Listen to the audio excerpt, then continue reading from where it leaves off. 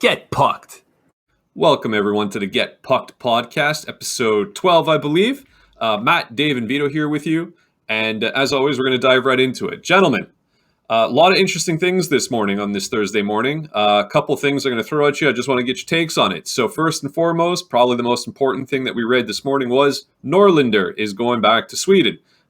So I'd like to know what you guys think about that. In addition to Primo being called up, so what's going on with that? Montebo from Ducharme's own mouth said that he's going to get some games. So what is happening with the carousel with the goalies right now? Even Byron and Price seemingly are going to be practicing with the team very shortly. So just what do you guys think of this? Vito. I said it a couple of episodes ago. I honestly think that Norlinder should have gone back to Sweden when that first tweet came out, or the reporter had stated that he wants to go back home. At that point, there was nothing positive going on in Montreal, and he was only playing anywhere between 7 and 9 minutes a game and getting no power play time. So I'm all for it. Let him go. I know some people would say that they'd rather have him more accustomed to the North American ice rink. I get it, but Frölunda, I said it before, is a good team.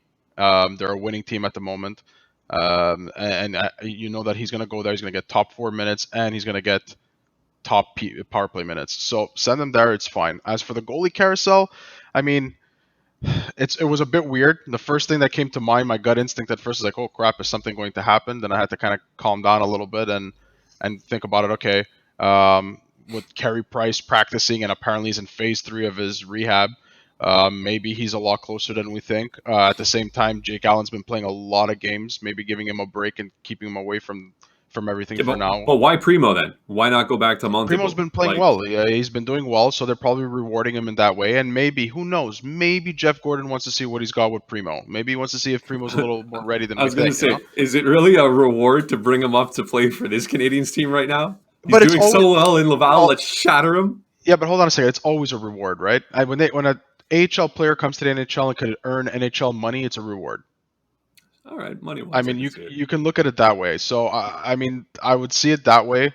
At the same time, hey, who knows if behind the scenes he's getting some offers for Jake Allen, and maybe he wants to see what he's got. I'm thinking Monty is going to end up being put on waivers, but then Ducharme comes out and says, "Hey, Allen's going to back up Primo tonight, and Monty's going to play this weekend." So very confusing. Right. There might be something behind the scenes we just don't know. Dave. Yeah, as for Norlinder, I'll start there. I was all for sending him back to Sweden, definitely, but then they were able to send him to Laval after December 1st, right? And I would have liked to see him stay in Laval. I think that I'm not a fan of them going back home, especially if he could play at a pro level here. I think he was going to get the ice time that he needed in Laval, and I would have liked to see him play there.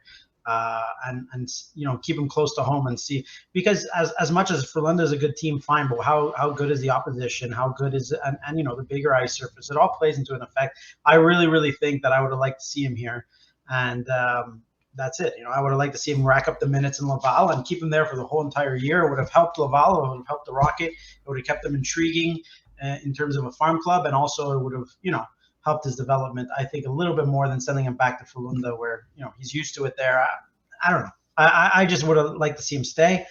As for the Primo development, Dom Ducharme said after the game in Pittsburgh, he's tired, man. Jake Allen's tired. He's been shouldering the load. He didn't come here to play all these games, and now that he's playing it, he's tired. He gets basically no rest because Montembeault is not a good backup goaltender, so they just play Allen nonstop. And I think that's it. It's just the case of, hey, Primo's going to come up. He's going to get a couple of games. Vito said it well. Jeff Gordon's going to have a chance to see him at the NHL level, see what he has to offer. And, why not give him a couple of NHL bucks at the same time and reward him for his good play in Laval. And then, fine. The puzzling part for me is Montembeault. Why would you even start him on Saturday? Well, and that's the main thing I was going with. It just seemed like such an odd thing for him to say, unless if, like Vito was saying, the first thing I read was, okay, well, does this mean that they're protecting Allen to not get hurt or not use him too much because he's on the move? Like, it was a very odd thing for him to say. I don't think so either, but anyways, I do think we're going to see some more interesting things. In the I upcoming remember days. when you guys laughed at me when I brought up I'm surprised Monty didn't play on a Saturday night, and now he might actually be playing on a Saturday night. Which, by the way, I'm not questioning what you guys said. I agreed with you back then when you guys said it on a. Well, he said in the upcoming few games. He But didn't say Saturday. And also, to be honest, did he say that before they called? I mean, after they called up Primo, or did he say that before? Because maybe No, it was in the same. I think it was in the same release. It's no, well, Primo coming up, and he said comments about Montembeault. it was during the Ducharme conference call. Okay. So he Yeah, it mentioned was all around that. is all the same time. Speaking of comments, moving on just quickly here, because it's been the talk of the past few days.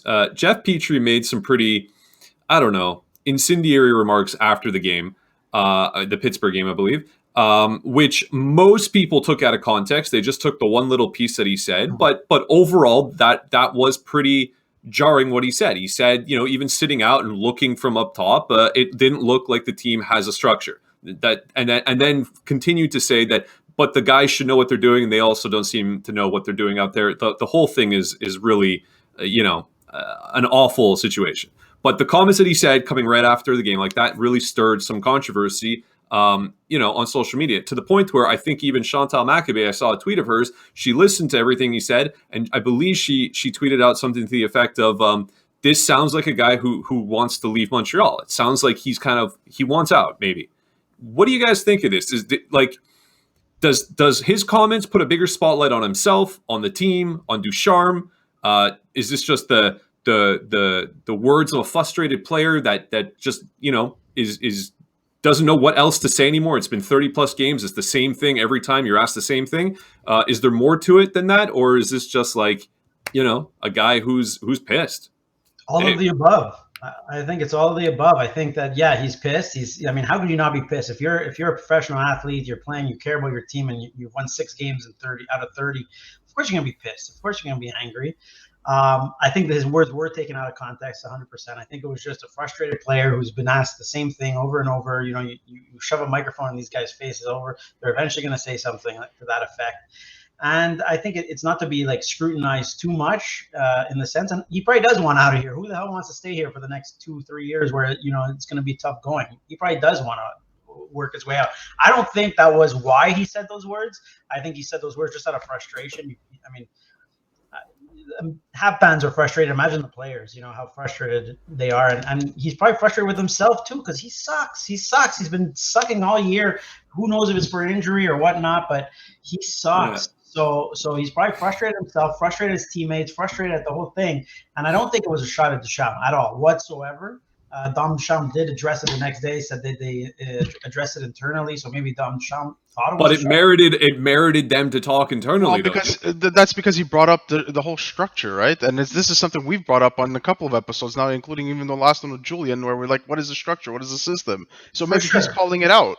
For sure. But, the Canadiens have a very strict PR rule of never saying anything of interest to anybody and try to bore the media to death. And that's, that was the Bergevin era. Things might have changed now. Maybe I don't know. Canadiens era. I think that's a Jeff Molson thing to keep things as boring as possible, not to rock the boat.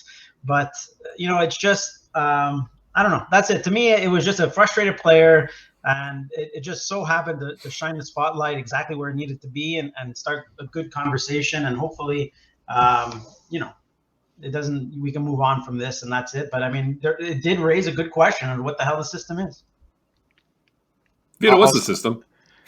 Nobody knows what the fuck the system is. Nobody can tell me what the system is, and I can't seem to figure it out. Duchamp doesn't know what the system is. He's just there. Let him collect this at 1.7 million. Okay, when it comes to Jeff Petry, it's a frustrated player for sure. You can tell the guy's got 2 points so far this season. This is way below his average. He's not performing at the level he wants. He might be playing with an injury. And you know what? I'll say this: if he does want out, he's not really helping his case. He's not helping. I was just gonna say, like, if that was the thing there, he wants to be traded. Like, goddamn, he's not out. There's 2 ways to go about it, right? You could pull like Dubois did before he got traded, and like barely wants to play, he's just floating on the ice. The thing is that Jeff Petry's not floating on the ice. There's something wrong with him. And yeah, maybe the structure's not helping and the players are not supposed to be where they're at and whatever the case may be. And maybe that's exactly what he's trying to call out on. It's maybe not just the coach, but it's the players. So some of the players there too. let me jump But in. how even the structure? Think about it. You have Ducharme came in. He's tried to instill whatever his system is, whatever his structure is, Right. and with all the injuries that have happened, you have all these young kids from Laval and all these people from Laval that also don't know that system and are trying to learn it along the way. So, well, someone brought up a really interesting point, and it comes back to the system, right? And I read this earlier today too, where if you go back to early last year, in the beginning of the season, the first part of the season, when Claude Julien was still around as head coach, Jeff Petry was in talks for Norris contention. He was off the charts. Then you can actually market the moment Claude Julien was fired and Dom took over. Not to say that Jeff Petry became the big piece of ass that he is today, because I don't know what's happening today, but his decline started. And this is probably trying to adjust to the coaches putting in and implementing his own way of wanting his defenders to be. So could it be that Jeff Petry is not broken, doesn't have anything wrong with him? It's not anything in his head. It's simply he is desperately trying to appease a coach and doing a particular system that he just doesn't do well. I don't know if that's the case because he wasn't this bad last year, right? He wasn't this year bad. No, clearly. So I don't know. He's never been this bad. You know? I mean, maybe you can have a dip, maybe you can have a little bit, but to be this bad and to blame it on the coach and the system, I don't know, man. Like, I think that's reaching a little bit. I mean, definitely, maybe it could affect him, and maybe he's less happy or less whatnot. But to have this significant dip in play, I don't know. I don't know if I believe in that narrative for sure. All right. I will say this. I do think that if Claude Julien or Terry were still there, and not that I want them there, let's make that clear. I think the Montreal Canadiens overall would be having a bit of a better season. Yeah, okay, that's fair. That's 100% fair. And I'm not saying that that's not the case. I'm just saying that I don't think Jeff Petry's play, you could just point to Dom Ducharme and say, like, that's... I don't think it's 100% on the coach. I do believe it's a lot to do with the system, but obviously there's something up with the guy. Maybe he just got overloaded too much, taking on too much of the number one defenseman position here, and it just caught up with him. He was never a number one guy. He should have never been a number one guy. But he had to be that guy here. He was a guy, yes, temporarily. And I said this also in the past. He was okay being a temporary number one, knowing full well that Shea Weber was going to come back. He was not okay, and clearly is not okay, being the go-to guy. It fucks me up to think that that with only 2 points on the season and playing as bad as he's been playing, this all stems from him knowing that what the responsibility is on him. Like, is that really what we're going to go with? That Jeff Petry is putting too much pressure on himself, and that's why he's only got 2 points? There's also the guy's 34 years old, man. Like, I mean, I hate to bring this up. He got old overnight? I don't know about that. Not overnight, man, but like, his play was down before, even last season. He wasn't, I think he was always overrated a little bit here in Montreal, and I think that's maybe a hot take or whatnot, but I think that he was always, everybody always thought, oh, the Norris Trophy talk and stuff like that. Like, are you kidding me? He has flashes, sure, of great games, but to call him a perennial Norris candidate or anything, I don't think so whatsoever. I don't know about perennial, but at the beginning of last season, the first quarter of last season, he was a Norris Trophy candidate. He still got 42 points. He still got 42 points in 55 games last season. Right? There's one thing to dip a little. This is a fucking nosedive. Yeah. It's a nosedive. It's 2 points in 26 games. And there are 2 assists he has not scored yet. Yeah. And I honestly, the only thing I can say, shoot a puck from the blue line through 14 bodies. Well, I mean, the only thing I can say is that, and I want to believe this, he's not fully recovered from the Stanley Cup run. Maybe it's December.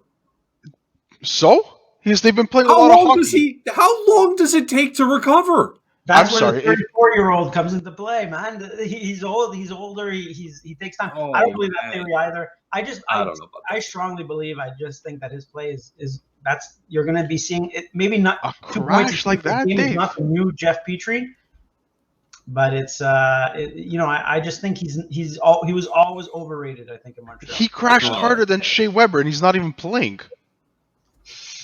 Ouch. I mean, technically, he's only 2 points ahead of Weber on the season. So, let's be real. Okay. Just the points, fine, but he's just off. No, he doesn't look good either, admittedly. But I want to talk about somebody who has been looking good. Admittedly, not a current Montreal Canadian, but a former. Charlie Lindgren is 4-0 in St. Louis. Now, I know Binnington is coming back. I know he got out of COVID protocol. I don't know what they're going to do there, if they're going to keep riding the hot glove with Lindgren, or if they're going to get Binnington back in, or what's happening. I'm just curious. I mean, obviously, it was, forefront. He played the Habs, and St. Louis beat the Canadiens. A big surprise there. But he's 4-0. So my question to you guys is, what is it, maybe particularly about Charlie, that he's having so much more success in St. Louis than he did with the Canadiens? And moreover, why does it seem that every time the Habs give up a player, they flourish elsewhere? Why is that? Okay, well, I'm going to give you guys a little secret. Jordan Binnington, who everybody loves, and he went on that cup run, is not a very good goaltender either. And he puts up good numbers in St. Louis because they're a good team. They win games. That's what it is. They have good defensive players, and they have a good system, if you want to call it that. And it doesn't really matter who their goaltender is. They don't need a Carey Price back there because they don't let up a lot of high danger chances. Charlie Lindgren is a goaltender. Okay, I wouldn't say a good goaltender. Is he an NHL goaltender even? I'm not sure. Maybe he could be a backup one day somewhere. He's not going to be a starter, I don't think, anywhere from what I've seen. He just fits in St. Louis. That's what it is. Jake Allen fit in in St. Louis for the longest time as well. Did he though? Well, that's another discussion about Jake Allen. Yeah. That's another discussion about Jake Allen, all right? But look, he did, because he racked up. If you look at Jake Allen's record, it was always good. He always lost those clutch games in the playoffs, but his overall record was good. Yeah, it's like they'd ride him for a while, and then Brian Elliott comes back in. They do Brian Elliott for a while, then it's Jake Allen again. Anyway, but yeah, go ahead. No matter who St. Louis had, I mean, Ryan Miller, Yaroslav Halak, you could go through the list. They all the goaltenders, they rack up the wins, or they play well because they're a good team. It's a different. Like when Charlie Lindgren played in Montreal, they were not a good team, or they were a team that had a lot of defensive lapses. And Okay. as for your take on players leaving Montreal and doing better, I think that's a little bit not the truth. I don't know. I don't believe Alex Galchenyuk didn't necessarily do well elsewhere. You go down the list of players who, Jacob Delarose is going to leave. He's going to be great. He kind of fade out. They all fade out. They do well for a while. And that's the thing, is that they do well and the spotlight's on them, right? I mean, Charlie Lindgren won 4 games with the St. Louis Blues. Spotlight's on them in Montreal. Any other market, there wouldn't be a spotlight on them. And then, when he eventually falls to 4-2-1, is that really that good? What if he goes 8-0 though? Like, the spotlight follows, but for a reason. I get your point. It's not in every case, but I think of guys like Lars Eller leaves here, goes over to the Capitals, and he's not great. Yeah, but he's doing better. Or Radulov. Lars Eller was surrounded by a good team. Also, you know what I mean? So it's not about the players. You guys are saying that these guys are fortunate. They're leaving bad Canadiens teams and going on good other teams, and essentially their success is attached to the success of the teams. Lars Eller was here, and he was expected to be a second-line center. He was always asked too much of Lars Eller. Everyone was always critical. Lars Eller now is playing in Washington on the third line. He's not.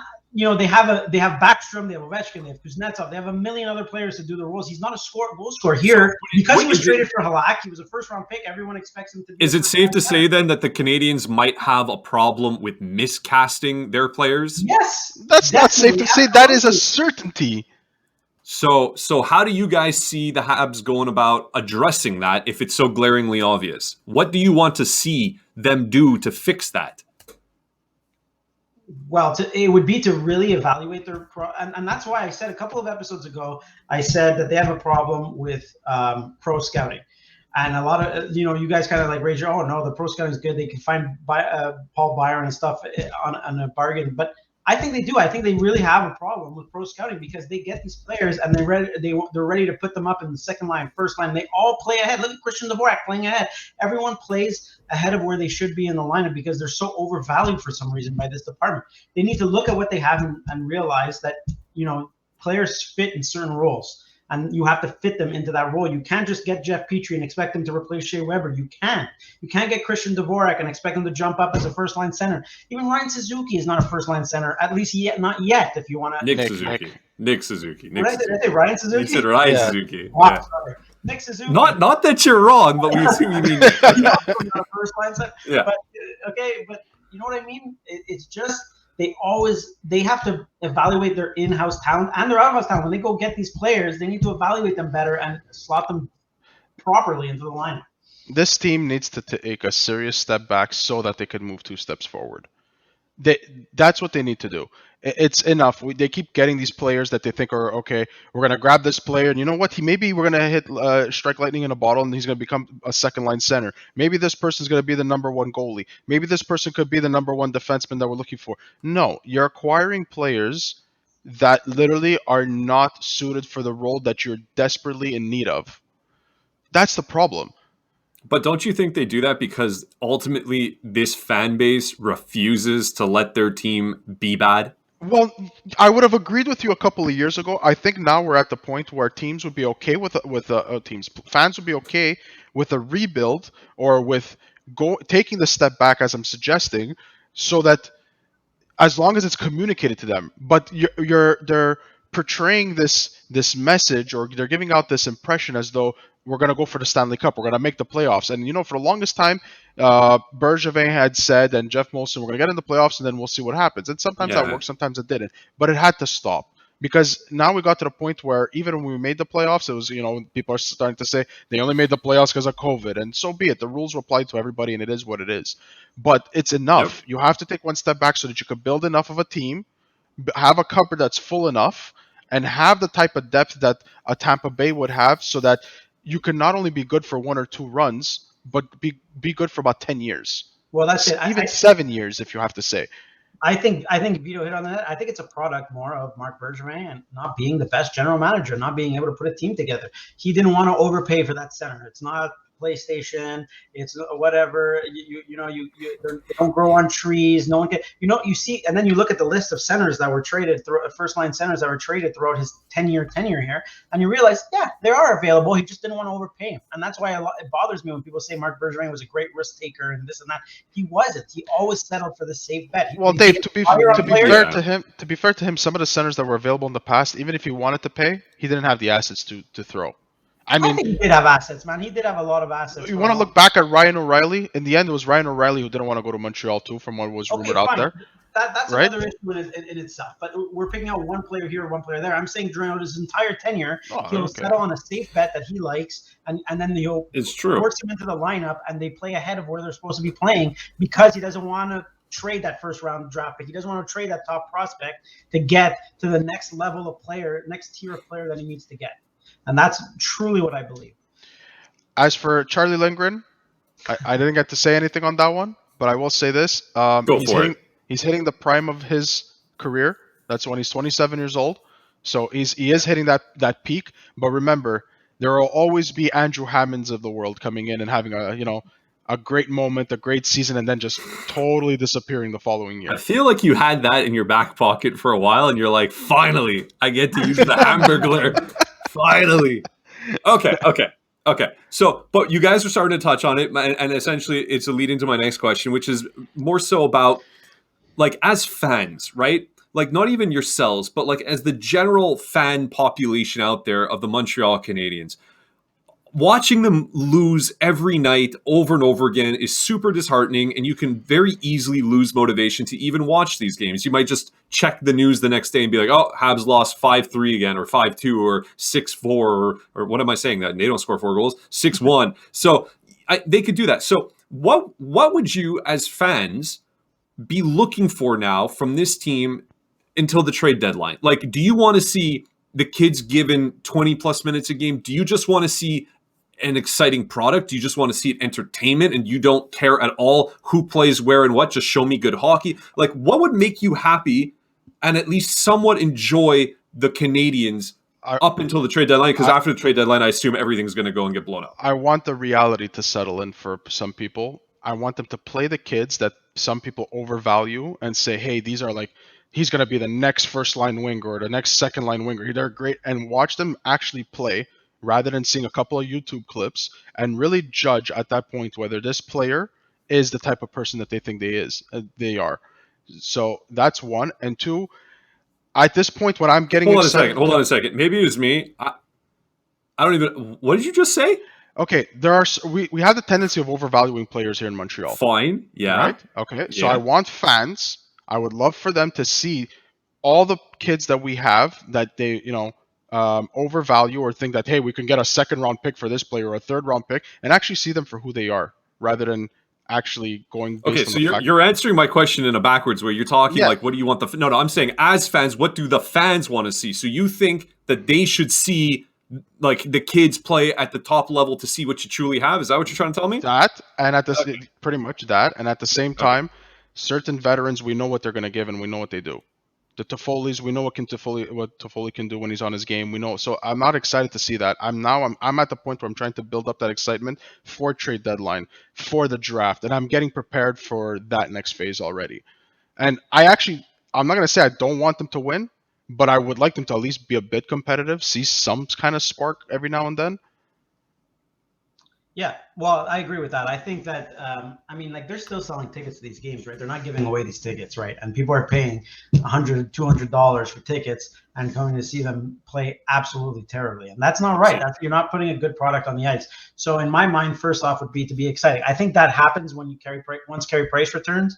I think you're going to get a little bit more value for your ticket and a little bit more value for your money. And you're going to see a little bit more exciting brand of hockey because Carey Price will make the saves and be the superstar that he's paid to be. And I think that will translate a little bit more in the players being comfortable and a little bit more goals. And as I said, they'll be a little bit too good to tank all the way down to the top. So you're going to start seeing a little bit more wins as soon as Carey Price gets back. Isn't that the shittiest thing though? Isn't that just an awful fact of life that he's going to come back? You're going to get on one hand so excited, Price is back. And like, let's also hope that he doesn't get shellacked, huh? Because I don't know what the storyline becomes if Price comes back, plays 5 games, and looks horrible in 5 games and lets in like 6 goals a game. Like, I don't even know where the media is going to go with that. But let's say, for argument's sake, I think the leash will be a little bit longer on Price just for what he's been through. But well, I would hope so. I would hope so. But that would be like literally the end of the world. I think if that happens. But he comes back and he wins some games and is competitive. Fine. Yeah, Dave's right. The leash will be a little bit longer. They're going to leave Carey Price be. They're going to let him play, and at the same time, they're going to. True fans of both the sport and the team are going to look and say, he's on his own again, but he's on his own even more than he's ever been.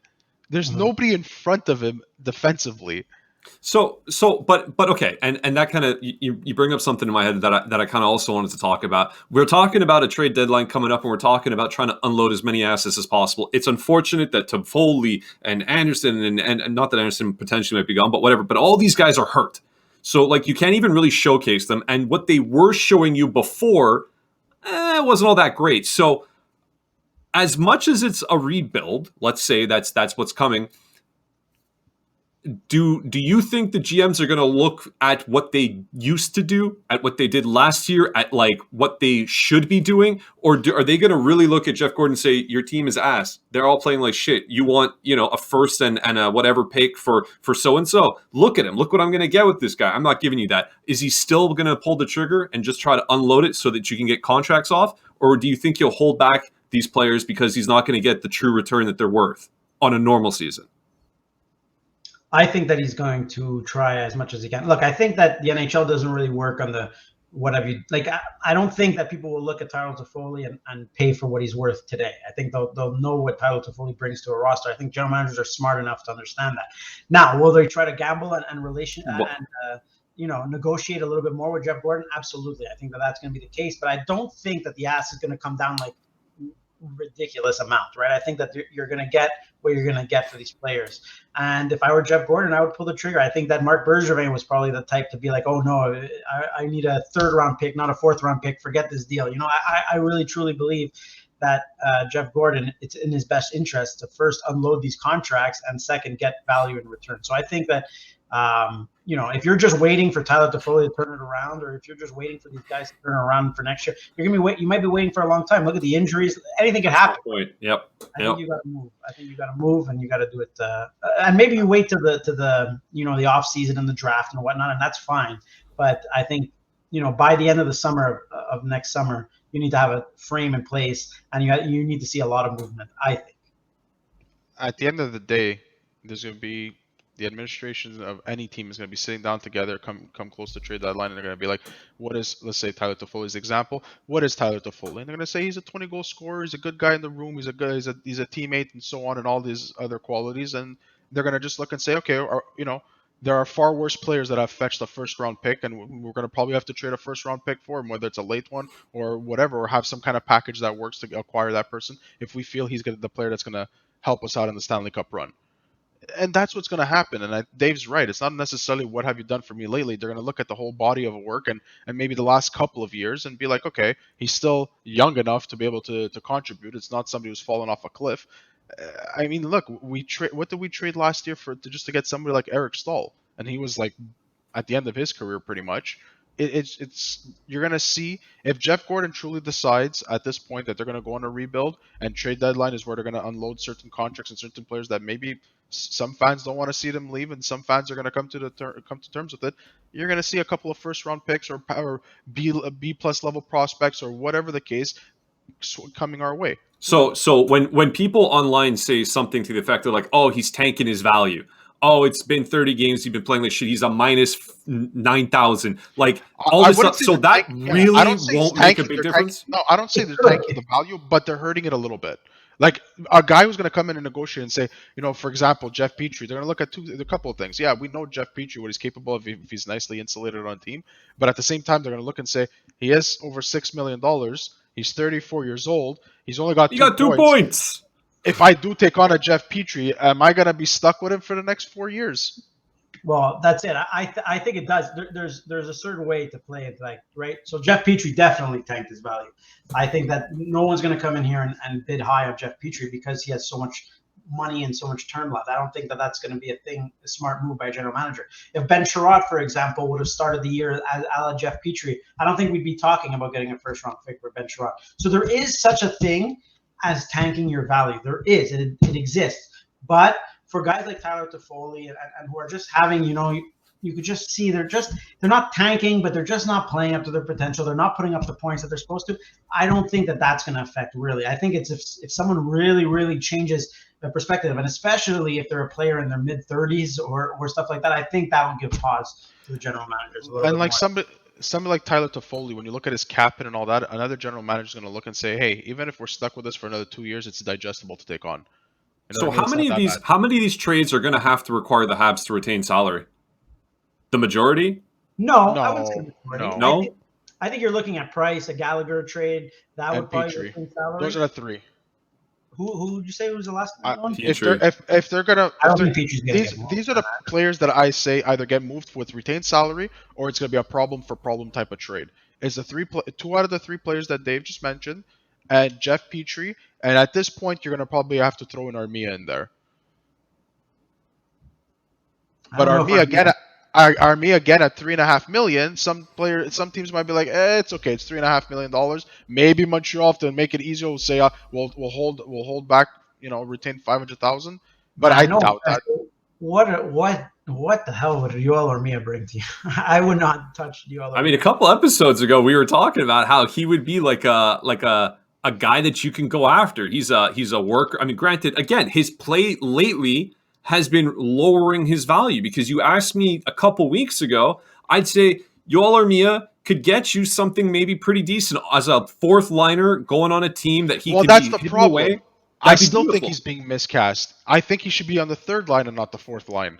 And maybe that's one of the reasons why he's a bit discouraged, is that he's on the fourth line, albeit he must be happy with the salary he's getting on the fourth line. He's way too inconsistent. Has nothing to do with happiness or not. He's just so inconsistent. He's a player who just disappears for way too many long stretches. And if you happen to trade for him and his long stretch of disappearance happens to be for 8 games in the playoffs, you're screwed. I don't see Yoel Armia really. Okay, let me ask a question. If you can think of how many first round picks or A to B plus level prospects do you think Montreal or Jeff Gordon will be able to acquire by trade deadline, if any? 1.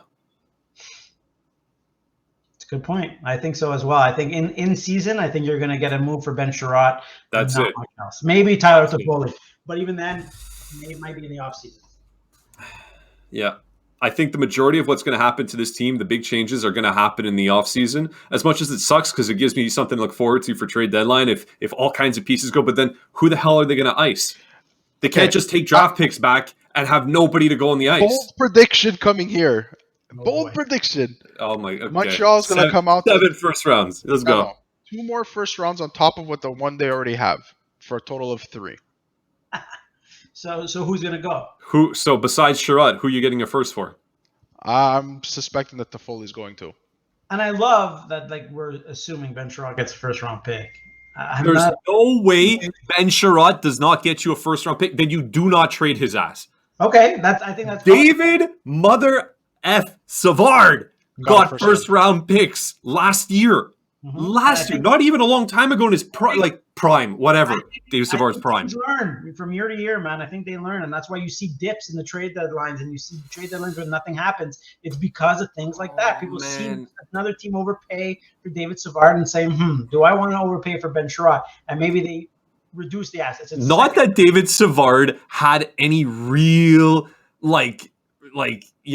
force in the overall winning of the Tampa Bay Lightning, but the fact that he did go to the team that did win the cup, I think plays a little bit in favor for Ben Sherrod to get a first. Can somebody like Jake Allen fetch you a first? He ought to.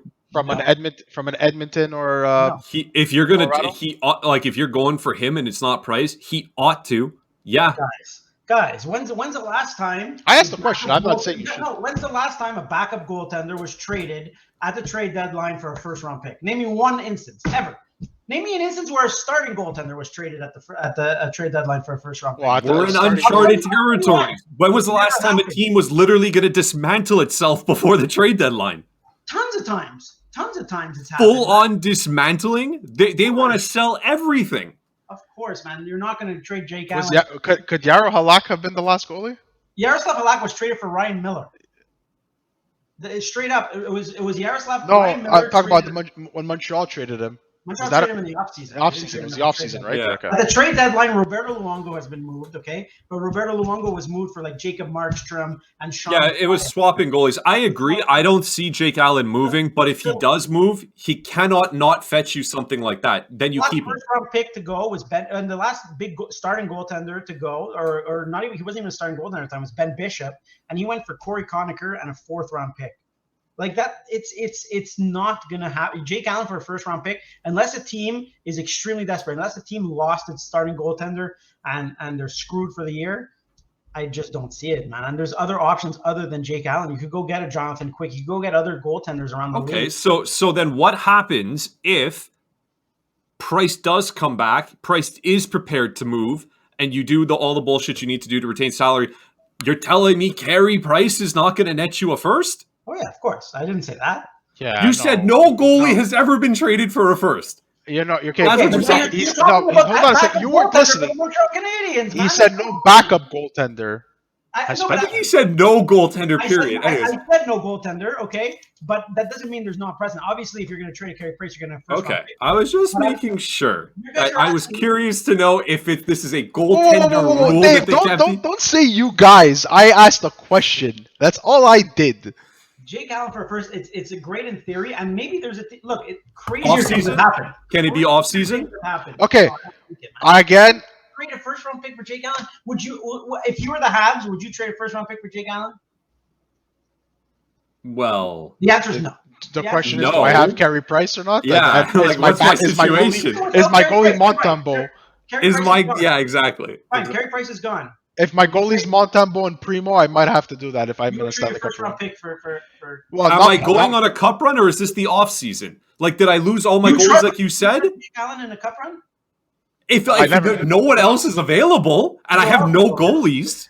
Okay, hold on a second. Jake Allen's been playing pretty well too, by the way. Wait, time out. Dave, do you trust Koskinen on a cup run?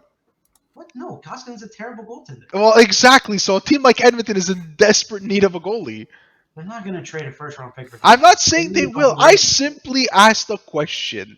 All right, your question is duly noted. My last question for you guys before we end our segment here, just what your feelings are about this. We were talking, I know the whole thing with Ovechkin, he's still breaking records left, right, and center with the power play now, all-time power play goal leader and everything.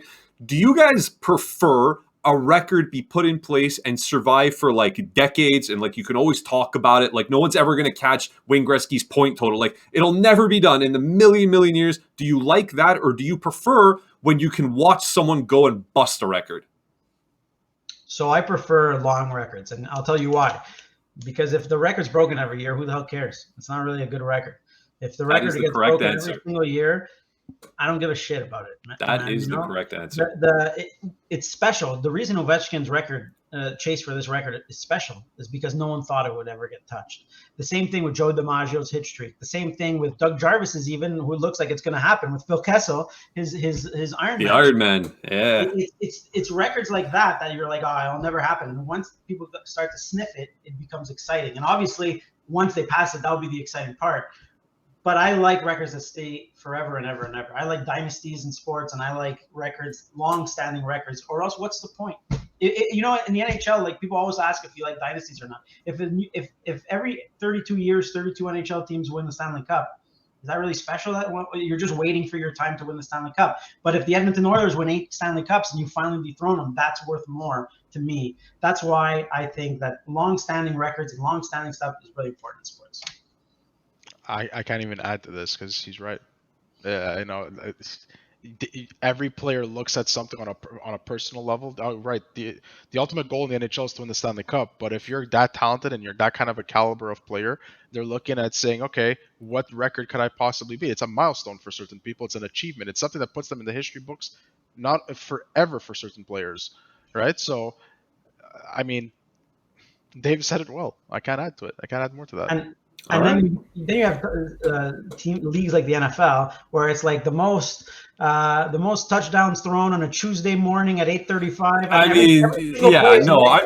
I'm talking like the big dog records. I mean, right. You can play the stat game for all these other things. It's fun to see it every now and then, but those aren't records. No, big dog records. You know, most goals, most assists, most points. You know, things like this, that they're pretty cool. And you know, as much as I would love to disagree a little bit just to have a different point of view, no, I am of the same mindset. Give me long-standing, decades-old records, and then eventually let them be broken. Let a significant period of time so that buildup is there. And I think that's truly why this whole thing with Ovechkin is so fun for today. Yeah, and another good example of this is how excited was Mark McGuire and Sammy Sosa when they were chasing Roger Maris. It saved baseball. Okay, it saved baseball. How much less exciting was it when Barry Bonds broke that record a few years later? It was great. It wasn't the same. Yeah, it wasn't the same. And that's it wasn't the same. Is that it's when you break a record that's 2 years old, it's not the same as breaking a years old record. I agree. Gentlemen, on that note, I thank you again for your very well thought of answers, well articulated for the most part. And for everyone else, this was episode 12 of Get Pucked. We thank you for listening. Please like and subscribe wherever you are listening to us or viewing. We really appreciate it. And we will be catching you in the next one. Thanks very much. Peace.